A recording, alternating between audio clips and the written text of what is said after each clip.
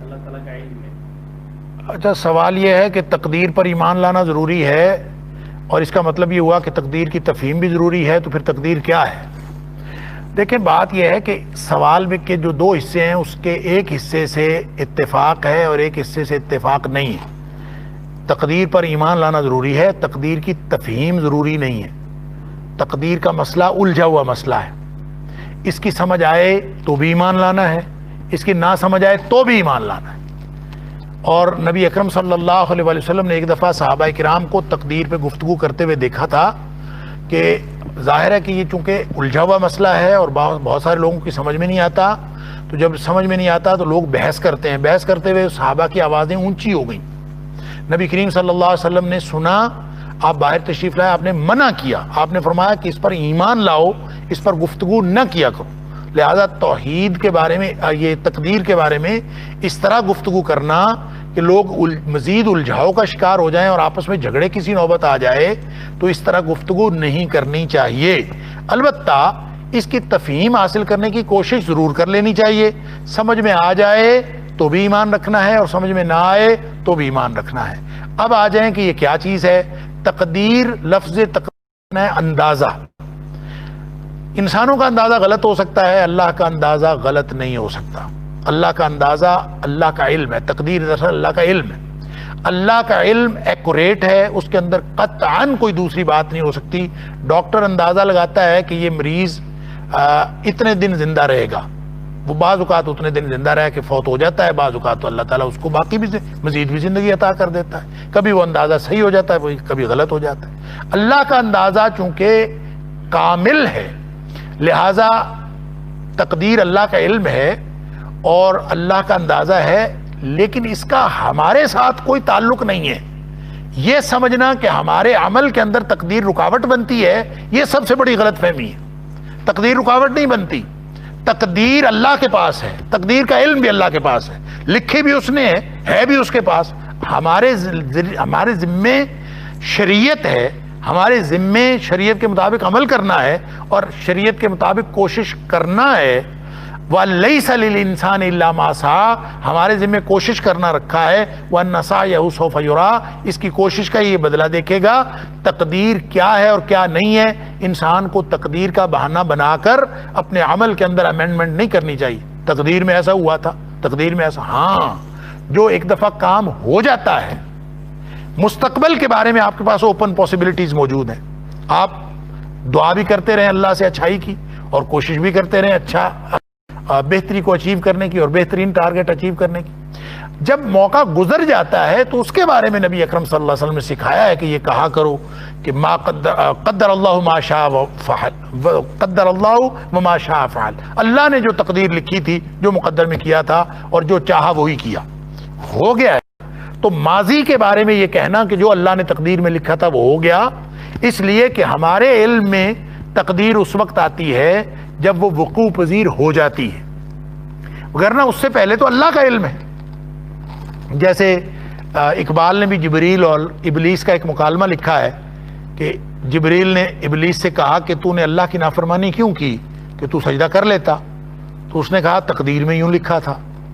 تو اس نے کہا کہ تقدیر میں یوں لکھا تھا، یہ تمہیں پہلے پتہ چل گیا تھا یا بعد میں پتہ چلا؟ کہتا ہے پتہ تو بعد میں چلا ہے۔ تو جب پتہ بعد میں چلا تو پہلے تو اپنی مرضی کی ہے۔ لہذا مستقبل کے بارے میں تقدیر رکاوٹ نہیں ہے۔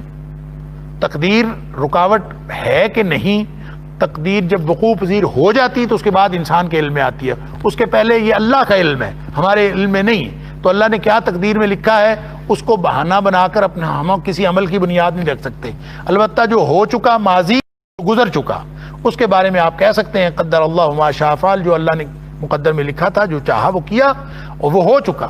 مستقبل کے بارے میں ہمیشہ اللہ سے خیر کی توقع رکھیں، بھلائی کی توقع بھی رکھیں، بھلائی کی دعا بھی کریں اور بھلائی کے لیے کوشش بھی کریں، تو اللہ تعالیٰ برائیوں سے بچا کر بھلائیوں کی طرف لے جاتا ہے۔ بس یہی تقدیر ہے، یہ خلاصہ ہے اس کا۔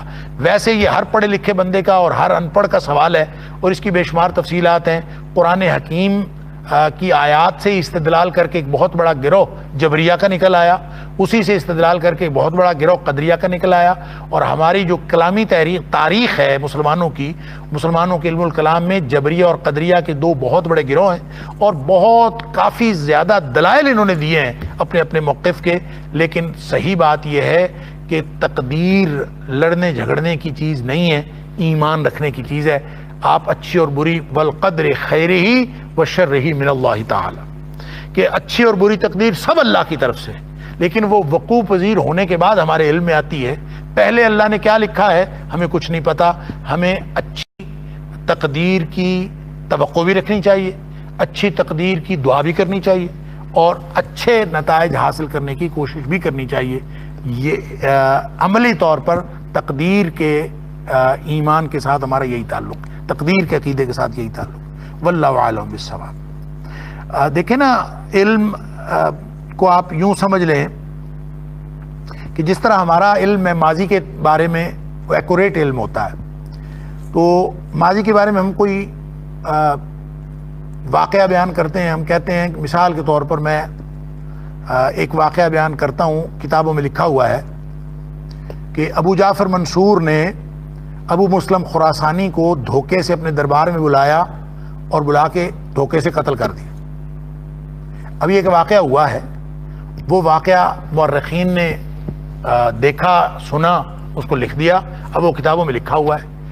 اب کوئی کسی مورخ کو یہ نہیں کہتا کہ یہ تو نے کیوں لکھا ہے، تیری وجہ سے وہ کام ہو گیا ہے، کیونکہ وہ واقعہ ہوا ہے، اور وہ واقعہ انسانوں کا علم چونکہ صرف ماضی پر مشتمل ہے، اللہ کا علم مستقبل پر بھی محیط ہے، لہذا وہی واقعہ ابو جعفر منصور والا ہی، یہی واقعہ اگر اس وقوع پذیر ہونے سے پہلے جس ہستی کا علم مستقبل کے بارے میں بھی ویسا ہی یقینی ہے جس طرح کا ماضی کے بارے میں ہمارا علم، تو وہ ہستی اگر لکھ دے کہ ابو جعفر منصور ابو مسلم خراسانی کو دھوکے سے بلائے گا اور بلا کے وہ اپنے دربار میں قتل کر دے گا، اگر اس نے یہ پہلے لکھ دیا ہے تو پھر کیوں تقدیر کا بہانہ بناتے ہیں ہم؟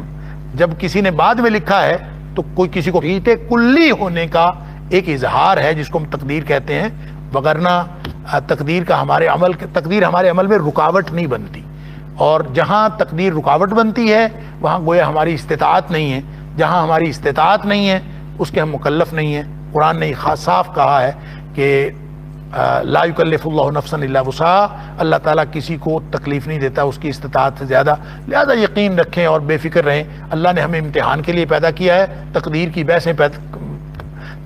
کی بحثیں کرنے کے لیے پیدا نہیں کیا۔ ہم اس امتحان کے لیے، اس امتحان میں پاس ہونے کے لیے لیبلوکم ایکم احسن عملا، اس کے لیے کوشش کرتے رہیں، اسی کوشش کا انشاءاللہ اللہ تعالیٰ ہمیں بدلہ دے دے گا۔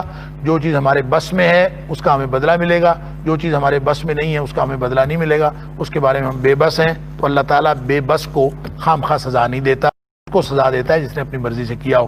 ان ساری باتوں پر یقین رکھنا چاہیے، نظام امتحان پر بھی، اللہ کی تقدیر پر بھی، اچھی بری تقدیر پر بھی، اور عمل کرتے رہنا چاہیے، عمل کرتے رہنا چاہیے۔ وہ جو حدیث ہے نا جس میں نبی اکرم صلی اللہ علیہ وسلم نے فرمایا کہ اللہ کی رحمت کے علاوہ کوئی جنت میں نہیں جا سکتا، اس حدیث کے الفاظ، وہ آغاز جو ہے وہ ان الفاظ سے ہے، سددو وقاربو، لگے رہو، محنت کرتے رہو، عمل پر جٹے رہو، لیکن ساتھ فرمایا کہ لن يدخل عملہ الجنہ، لن يدخل احدا عملہ الجنہ، کسی ایک شخص کو بھی اس کا عمل جنت میں نہیں لے جا سکتا۔ عمل کرنا ہے لیکن عمل جنت میں نہیں لے جا سکتا۔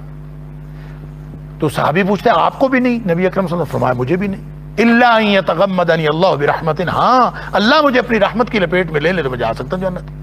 گویا جنت ملنی ہے اللہ کی رحمت سے، ہم نے عمل کرنا ہے اللہ کی رحمت کا مستحق بننے کے لیے، لیکن عمل تو کرنا ہے۔